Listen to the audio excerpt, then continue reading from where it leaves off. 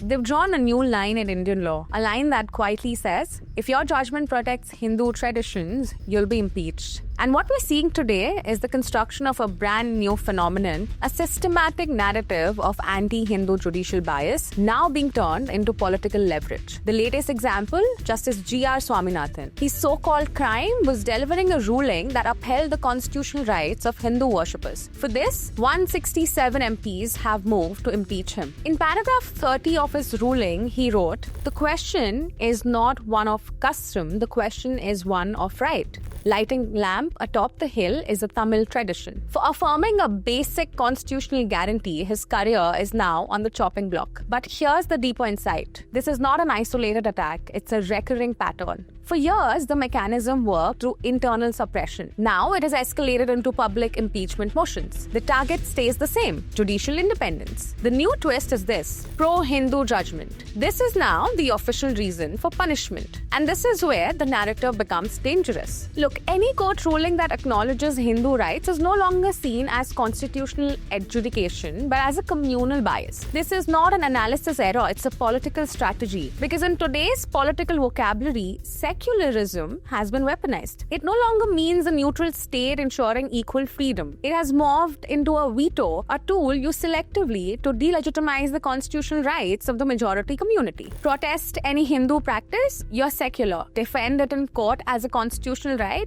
you're communal. And now, you're impeachable. This isn't law. This is not how a constitutional democracy functions. This is ideological cleansing of the judiciary. And the real danger is not removing one judge. The real danger is the signal it sends. Rule in favor of Hindu rights and we will come for you. This creates a chilling effect at the point where judgments are written, not after, but before. The playbook is consistent. First, smear the judge, call him unsecular for being Hindu, like they did to one of the former Chief Justice, then intimidate him, and if he still doesn't bend, impeach. This motion is not about judicial misconduct at all. It's a warning shot to every judge in this country. Rule in favor of Hindu rights and we will end you. And the real question is, what happens to justice when defending half the constitution, the part that protects Hindu freedoms, becomes a judicial taboo? So see the structure, reject the narrative, and defend the institution.